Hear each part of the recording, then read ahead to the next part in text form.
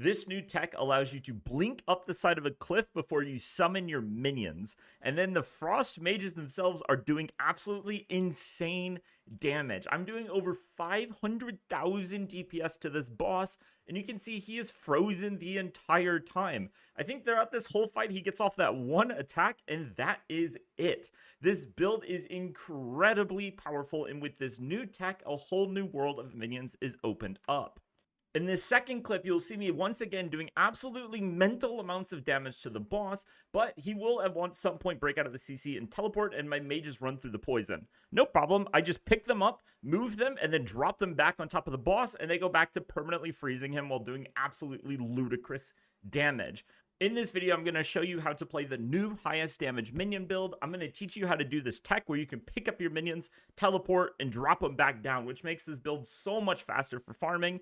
I'm going to show you the optimal order to pick up the support gem so that you know even if you're playing from a lower level. And I'm also going to talk about a new passive tree that I designed for you to play until around level 70 for those of you that are still leveling. Finally, we've got a new meta-changing tech that Gazzy figured out that actually opens up a whole new world of possibility with minion builds that we're going to be talking about at the end of the video.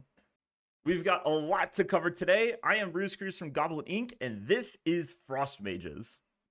So what changed that suddenly brought Frost Mages from a bottom tier minion to a top tier minion, and can they compete with Reavers for endgame mapping? Well, to look at what made them so good all of a sudden, we have to look at the fact that minion crit damage was just doubled, and crit builds were already very powerful, but look at this. So for a normal minion, their crit chance with my current gear is 13.6%.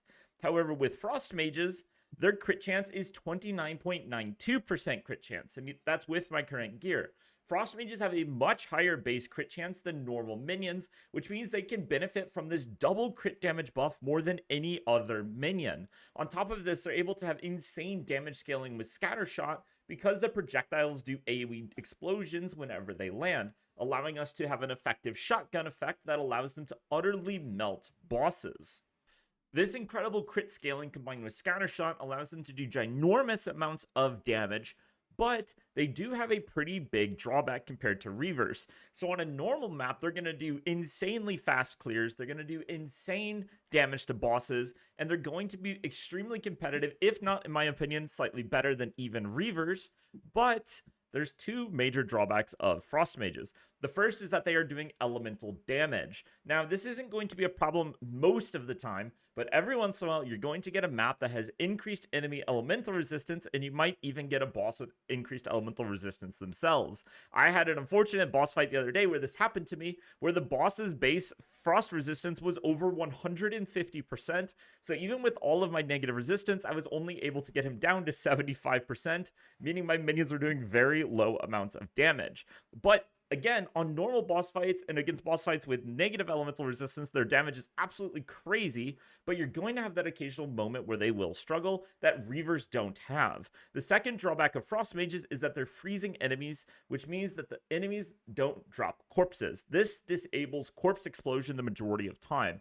I'm still playing it in this build because I think Corpse Explosion is so good that even if you can't use it all the time, you should still play it, but that is a drawback worth mentioning. However, these guys are still doing huge amounts of damage, and even without the Corpse Explosion, their clear is still phenomenally fast. I would say that it's probably even faster than Arsonist still, while doing significantly more damage to bosses than what Arsonist can even dream of doing.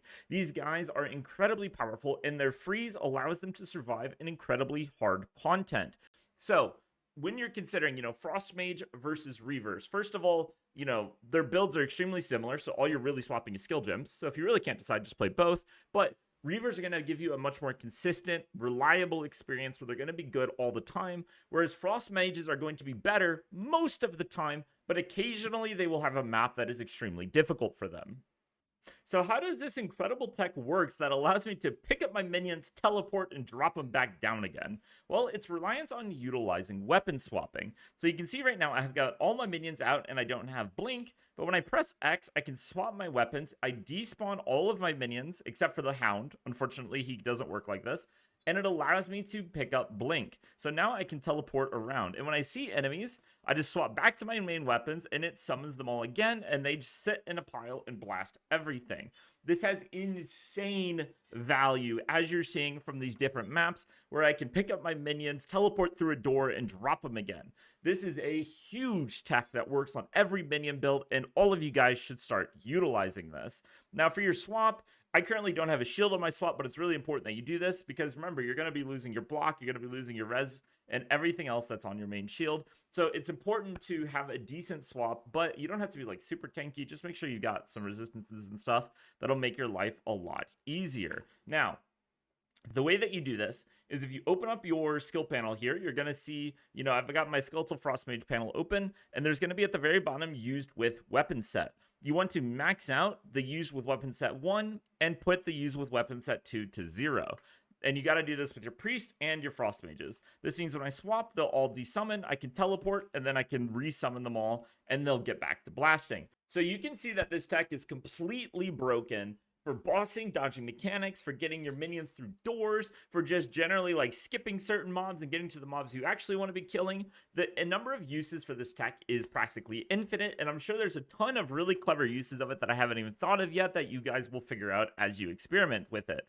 Now, it's important to note that there's one caveat with it that I cannot for the life of me figure out how it works, but sometimes if your minion respawn timer is ticking down the reforming minions debuff, sometimes when you reactivate your main weapons, it won't resummon your minions, but sometimes it works. Like right there, now it's not doing it. But then if I redo it, like then there it summoned them again, even though the timer's not full. I don't understand what is going on with that component of it, but if you play around the minion respawn timer, you can fully abuse this tech and get insane value. So let's now talk about the support gems and skill gems and all that we're going to be using. Then we'll talk about the passive tree a little bit. I'll explain like the leveling passive tree, and then we'll talk about stats on gear. And then finally, at the end, I'm going to talk about this whole new world of minion potential that opened up with the new tech discovered by Gazi. So let's start with the Skeletal Frost Mage. And remember, these are in order from, highest priority to lowest priority that you should use as you unlock more gem slots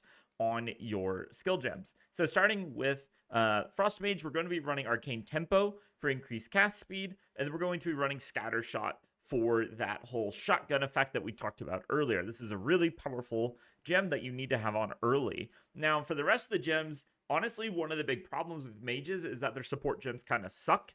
So we just have to run Cold Mastery for +1 level of cold skills, and then Minion Mastery for +1 level of minion skills. These are both only 15% multipliers on our damage. Now, it does also increase their health, which is kind of nice, but this is unfortunately our best options. And then Feeding Frenzy for the last option, which gives them a 30% multiplier, but makes them take 20% more damage. I suggest this as your last gem, because you need to have a build that's very optimized before you can run this. Otherwise, they're going to be dying all the time. And I also want to mention, quality is very important on your Frost Mages because it reduces their cost by 10%.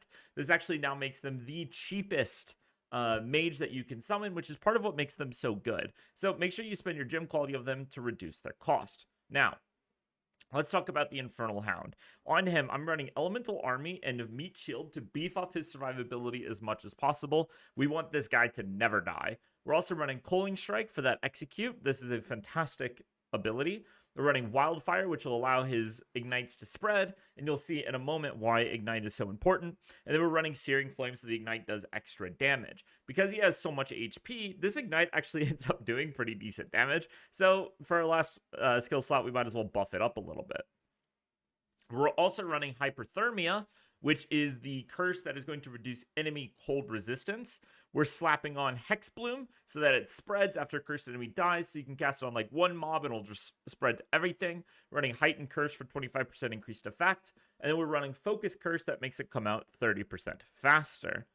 Then we've got Pain Offering, which is as insane as ever. So Pain Offering is going to give our minions a 50% damage buff as well as a 30% cast speed buff. Then we're running Ablation, which is going to increase the effects by 30%. We're running Persistence, which makes it last longer. We've got Dance Macabre, which is going to give it another 30% buff, but it's going to make us eat 2 minions instead of 1. And then we are running Font of Blood, because I don't know what else to put here, honestly, and this is just going to give our minions a little bit of regen.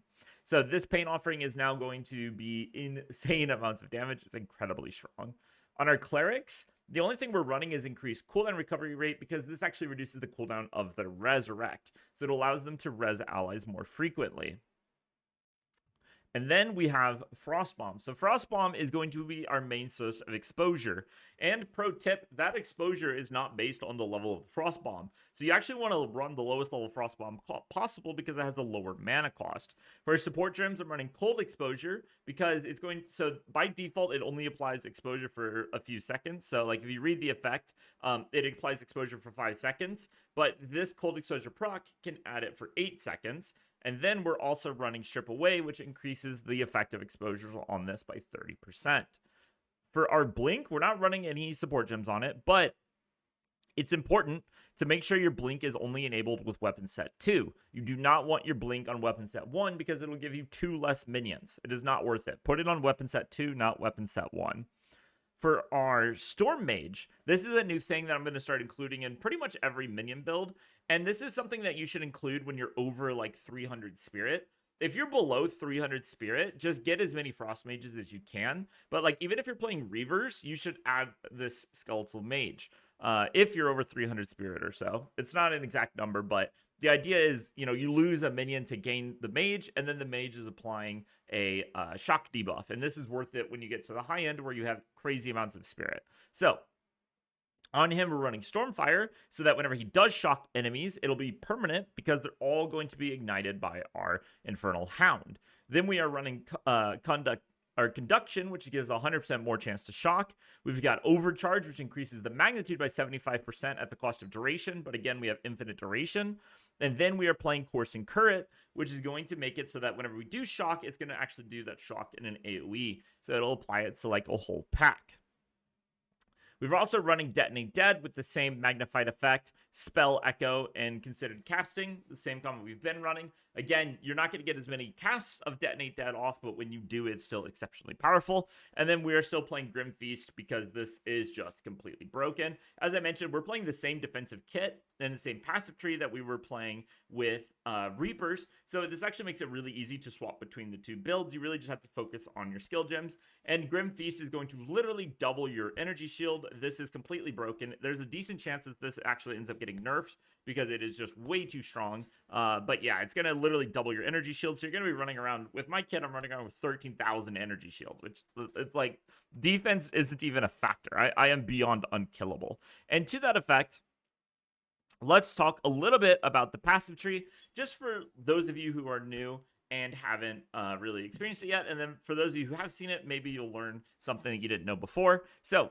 defensively, our main kit is going to be Altered Flesh. This is the old combo where we're just converting everything into fire damage. We're converting all fizz damage. But by converting cold and lightning to fire, we're able to stack extra fire resistance. So we're mitigating an insane amount of damage. And then on our necklace, we're putting on heat proofing, which is going to make our armor apply to fire damage, which is going to mitigate it even more. This defensive combo is absolutely freaking stupid. And we're essentially completely unkillable. It's really dumb.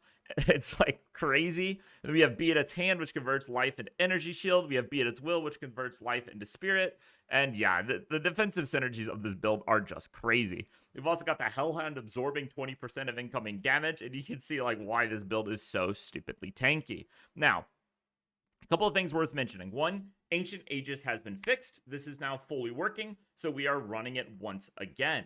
This gives us a big bump in survivability. We're also still running this whole Bolstering Presence combo, which is going to buff the effects of our offerings. We're grabbing minion resistance from Crystalline Flesh, as well as minion resistance here, which gives them another 8%. And then it's very important on our gems that we pick up minion resistance. This is where the majority of our minion resistance is coming from on this skill tree.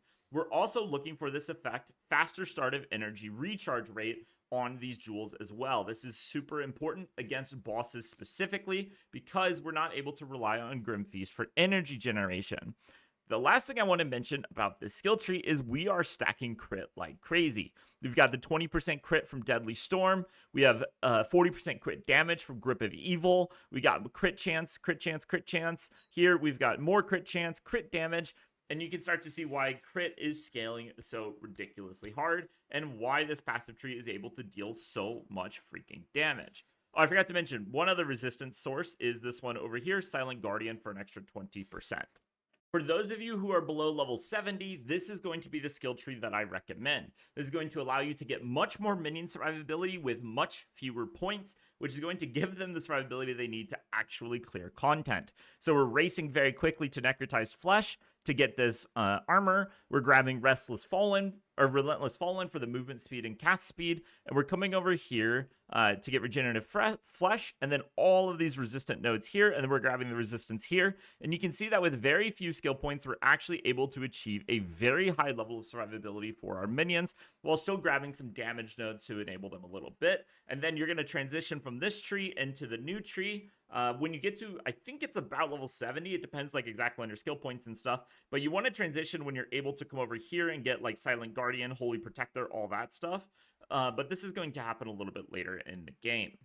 Now, for our gear, we're still going to be running the Omen Scepter for now, but again, end of the video, new tech, okay? But for now, I'm going to be still recommending Omen Scepter. We're looking for, when we're just talking about scaling damage, we're looking for percent spirit as the second most important stat, but the most important stat is going to be minion skills. After that, just look for, minions deal additional damage, crit chance, crit damage, like that basic stuff, right? But the most important thing is going to be minion ranks and then increased spirit. Again, focused on what's going to give us the most damage. We need ranks of minion skills on our helmet. This is a huge damage multiplier.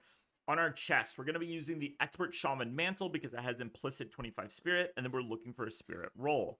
On the necklace, again, most damage possible. We're getting ranks of minion skills and then spirit. Ranks of minion skills is the most important stat. Defensively, the most important thing is to cap your resistances. Focus on doing that first. And then we're going to be looking for maximum life rolls. Remember, for our bases, we want energy shield bases on our gloves, helmet, and boots. And then we want armor bases on our chest, belt, and shield. This is going to give us a nice level of synergy where we're going to have enough armor to mitigate a huge amount of damage and enough energy shield to deal with everything else. Also remember, we discussed this in the previous video, but just to reiterate, once your resistance capped, get these soul cores of Puree onto your armor for increased maximum resistances. That's going to give you a huge amount of survivability. So finally, let's talk about the new tech that Gazi talked about that has the potential to change the metagame for minions forever. So Eye of Winter is going to be a skill that you can cast that will apply critical weakness. This allows you to get the benefits of the Omen Scepter without running Omen Scepter. So with the support gems, we can run Unleash, we can run Acceleration, and we can run Mobility. This means we'll still be able to have decent movement speed while casting this, and we're able to imply incredible amounts of critical weakness extremely quickly.